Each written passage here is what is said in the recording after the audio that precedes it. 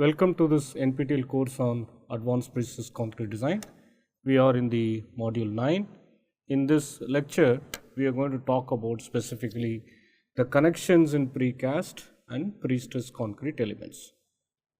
So, the expected learning outcomes, the student after going through the video, he or she should be able to understand the basic force transfer mechanisms in precast prestressed connections, gain knowledge about different types of connections used in precast prestressed construction, and develop an understanding of unbonded precast prestressed concrete connections, particularly from seismic design point of view. Okay, so let's go through the basic force transfer mechanisms of different connections first. Then we will look at how the different components can be connected together. The first simple connection is called encasing. As the name indicates, here we are going to slide one component into another and then fill the remaining space by grout or fine concrete. For example, that you see here, this is one element, right? This is also called as pocket foundation, and this is your precast column, right? And this is your foundation again. So you encase the column and fill this space that is there with some grout. That's what you do in an encase connection. This is also called as pocket foundation. Now, the load transfer will happen from reinforcement that are there. In addition to that, you also have bearing of the stresses that will help to transfer the forces, right? So, we will look at that in the coming slides, how the force transfer happens, but as the name says, it is a very simple connection. We are encasing one element into another.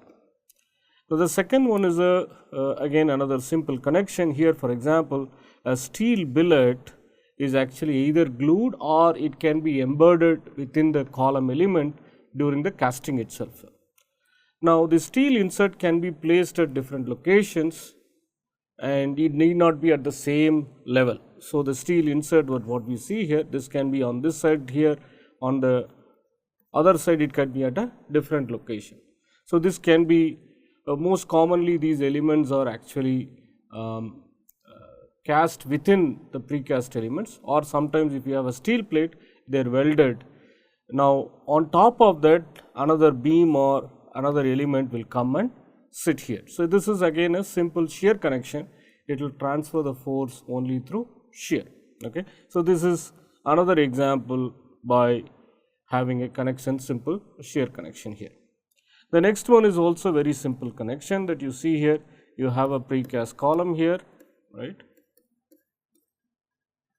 Right.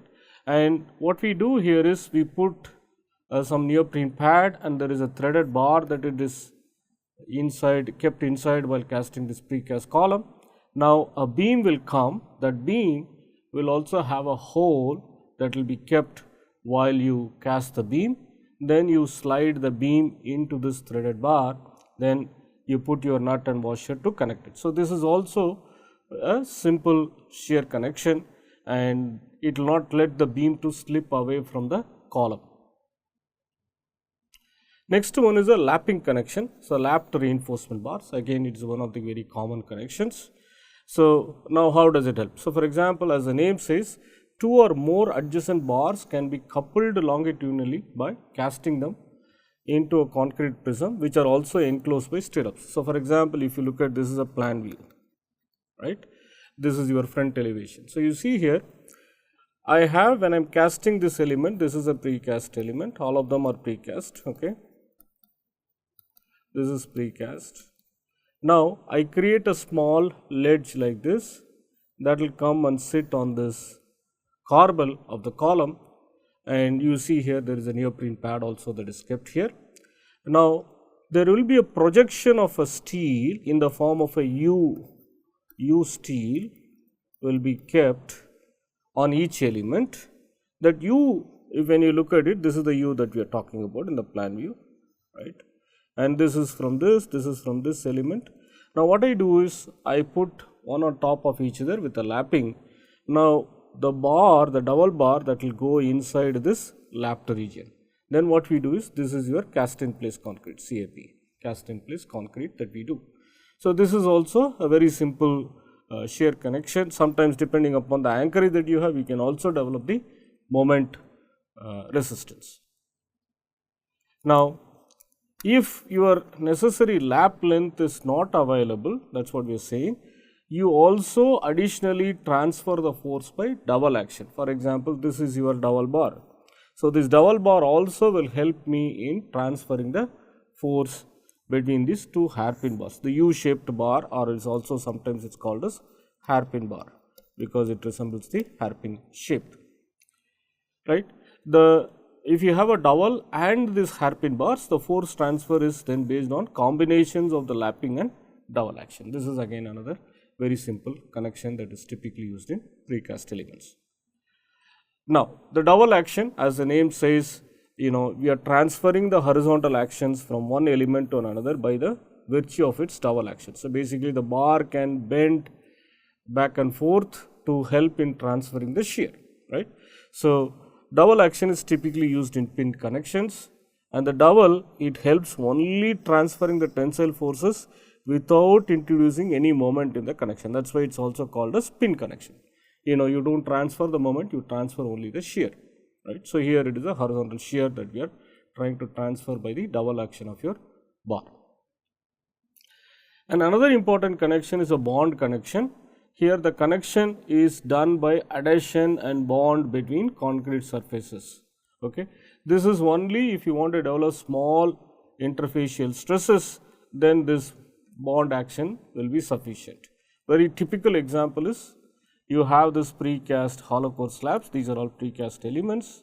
Now to connect all the elements together to achieve the diaphragm action, typically what we do is we put this in situ topping slab. Now the topping slab is typically kept on the top of precast elements, and typically the surface of this precast elements will be scarified to make the surface rough. Then only through adhesion or bond between the new concrete and old concrete, it creates this structural integrity. So this is one classical example how we can transfer the forces through bond.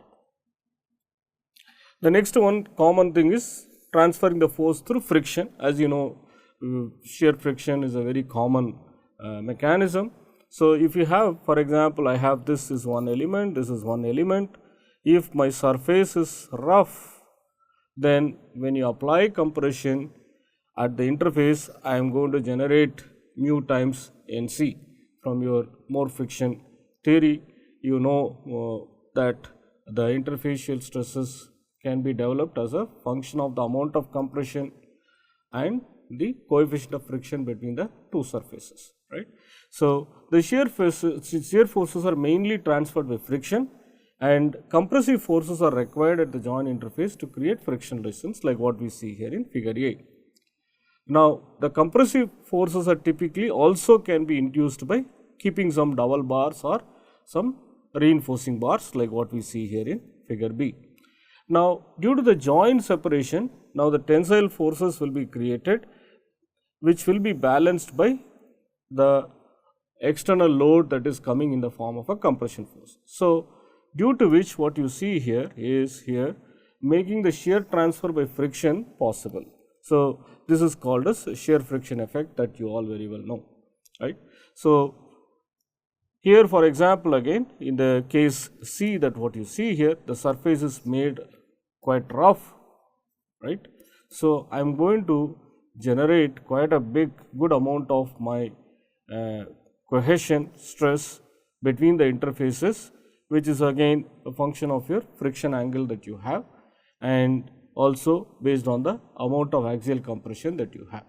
So these are the three different mechanisms through which, through friction also, we can generate the reaction for the applied loads. Now shear interlock, again the shear forces can be transmitted through indented joint faces. What is the meaning of indented joint faces? You see here in one of the wall element, you have some small depressions or some small patterns that are kept, which are typically the small holes that are kept. These are called as indentation, and it is a prerequisite to the system's functioning that elements are prevented from moving apart under shear loading. So, everything has to act as a one element, right. So, in addition to that indentation, sometimes what we do is we also add this tie reinforcement at the end of the precast elements. They also help to keep the elements together, right. This is one more option. Now, another option here is to place the transverse steel loops along the length of the joint. So, what is the meaning of transverse steel loop? At each of this location, you are going to have this kind of a hairpin loop, right. Now, from both sides, when you have such kind of hairpin loops are coming, then they can overlap each other at these interfaces. Now, I can also put some rebar to go inside that. So, that is what we see here in this joint.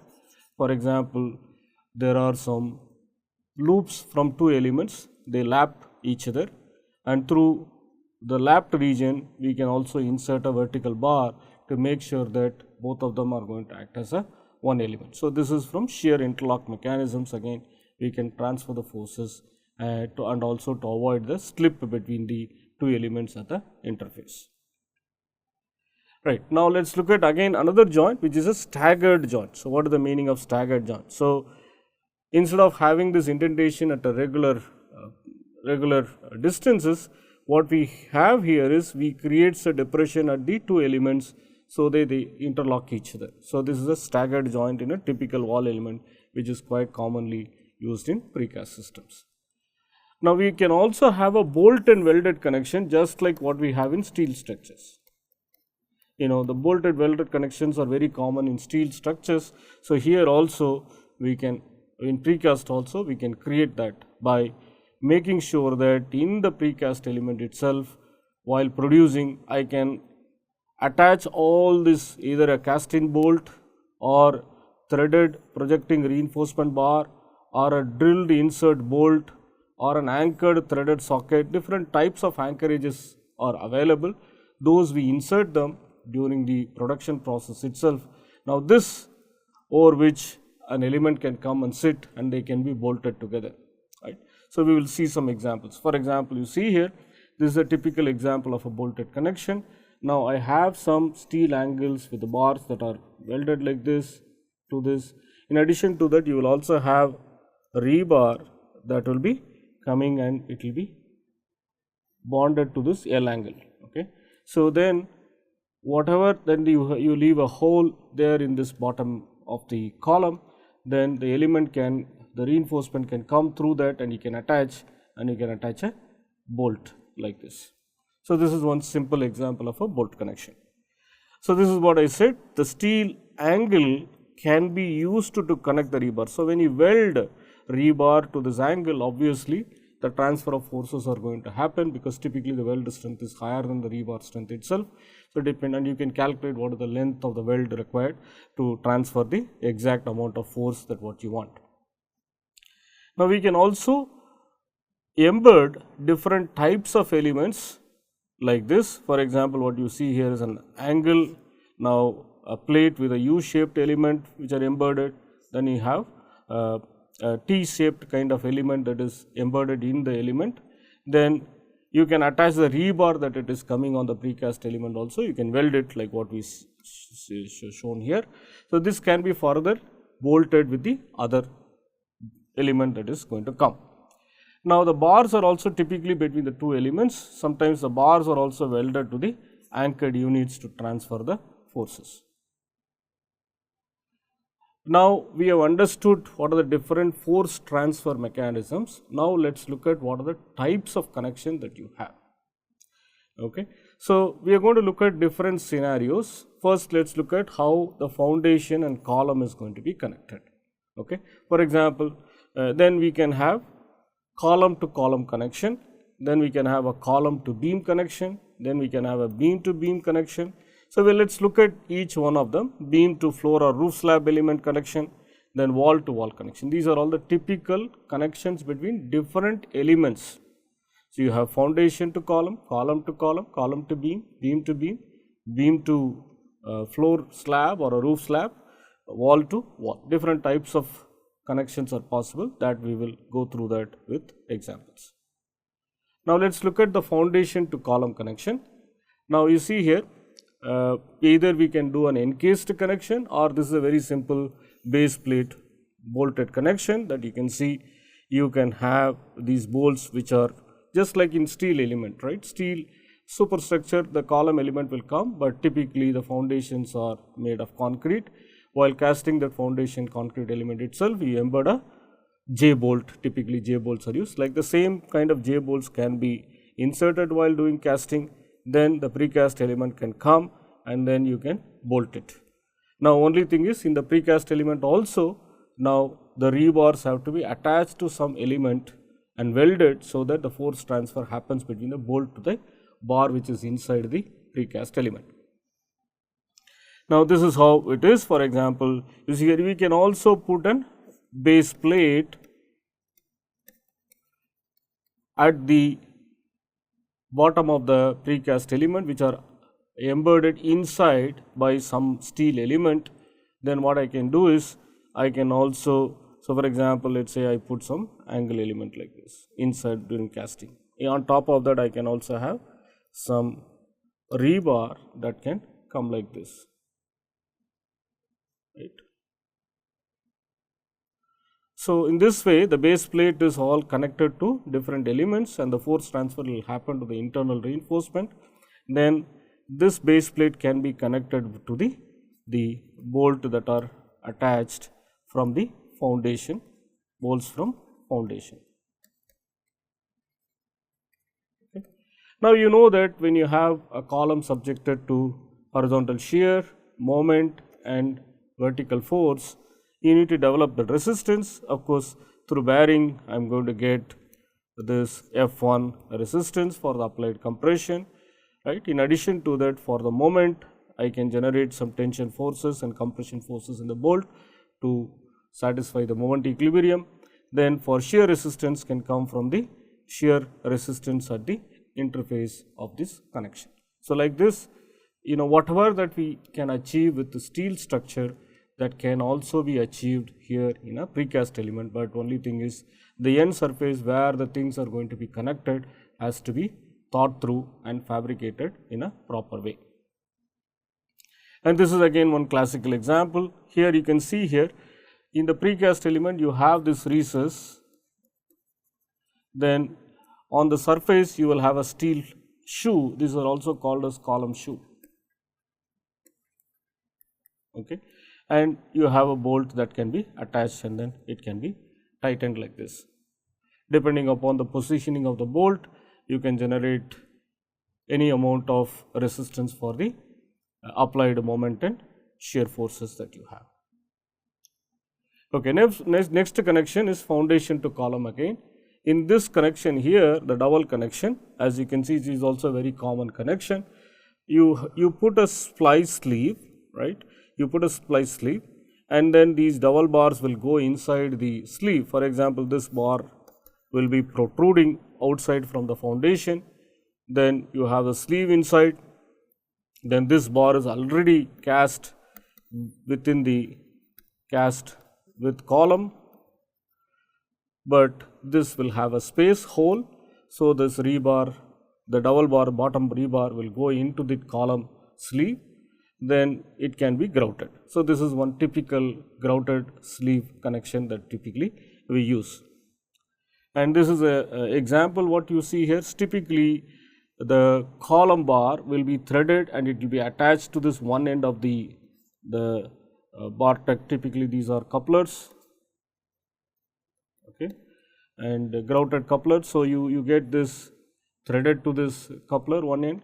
Other end which is coming from foundation for another column element, it goes inside, then these are your grouting locations. So, this through which you actually grout high cementitious material, and then through bond you can actually generate a the force that what you want. So how the mechanism works, one is through bar, but also you see here the bar is now encased within the steel sleeve. There is also going to be a local confinement, so that is going to help in reducing the effective length that is required for achieving the yielding in the two bars that are being connected. So this is how you can see here. Before fabrication of the element itself, in the column cage, they attach this sleeve or coupler, okay, and they will be having some caps. So once the column is cast, this cap can be removed, and then the other reinforcement can be inserted into that, right. So and this is also, you can see, this is the column cage and this is the cast element, and you can see some of the caps have been removed and some of the caps are still intact in the picture that what we are seeing here. The next another common connection is a socket connection, as I think we also talked about the encased connection.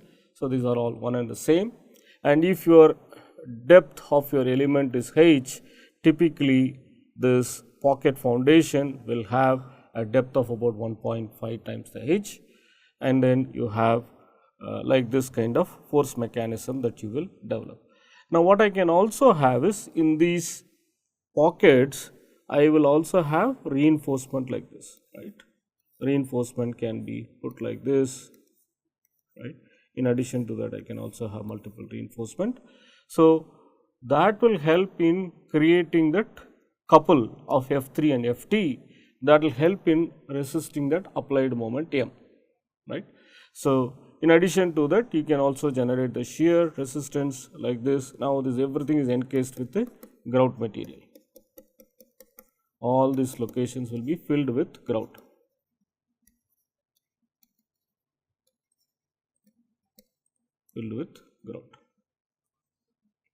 Right. So in this way, depending upon the moment that I need to transfer, I can design the thickness of this, the foundation pocket, and also design the amount of reinforcement that is required. Now this is one typical example what you see here. So this is how it is. So there is a bottom foundation. In addition to that, there is a pocket that it is created, pedestal that is created, and on that a column will come and sit like this inside. So this is how a connection is established. Okay, this is a precast column. And this is your pedestal, and this is your foundation. So like this, a pocket connection or a socket connection can be achieved, but only disadvantage with this is you tend to put lot of material. So you can save lot of material if you go for other type of connection, but this is also a conservative way of achieving the force transfer.